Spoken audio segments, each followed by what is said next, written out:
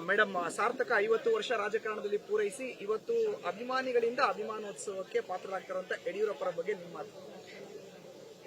ಕರ್ನಾಟಕದ ಎಲ್ಲಾ ಹಳ್ಳಿಗಳನ್ನ ಸಂಪರ್ಕ ಮಾಡಿದ ಕರ್ನಾಟಕದ ಏಕೈಕ ಸಮಾಜಕ ಕ್ಷೇತ್ರದಲ್ಲಿ ಕೆಲಸ ಮಾಡಿದಂತ ವ್ಯಕ್ತಿ ಯಾರಾದರೂ ಇದ್ರೆ ಸನ್ಮಾನ್ಯ ಯಡಿಯೂರಪ್ಪನವರು. ಇವತ್ತು ಕೇವಲ ಬಿಜೆಪಿ ಮಾತ್ರ ಅಲ್ಲ, ಪಕ್ಷಾತೀತವಾಗಿ ನಿನ್ನೆ ನನ್ನ ಹತ್ರನೇ ಅನೇಕ ಕಾಂಗ್ರೆಸ್ನವರು ಪಾಸನ್ನ ತಗೊಂಡ್ರು ಈ ಕಾರ್ಯಕ್ರಮಕ್ಕೆ ಬರಬೇಕು ಅಂತ. ಸೊ ಪಕ್ಷಾತೀತವಾಗಿ ಅವರ ಕಾರ್ಯವೈಖರಿಯನ್ನ ಮೆಚ್ಚಿಸುವಂತ ಎಲ್ಲರೂ ಕೂಡ ಈ ಒಂದು ಅಭಿನಂದನೆಯನ್ನು ಸಲ್ಲಿಸಲಿಕ್ಕೆ ಇಲ್ಲಿ ಬರ್ತಾ ಇದ್ದಾರೆ.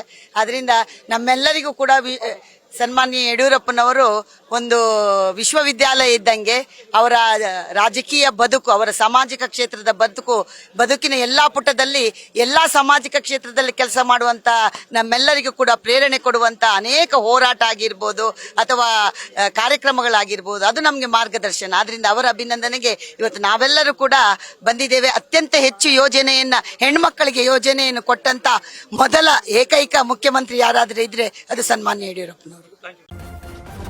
ನ್ಯೂಸ್ ಫಸ್ಟ್ ನಿರ್ಭೀತಿಯಿಂದ ನಿಮ್ಮ ಪರವಾಗಿ.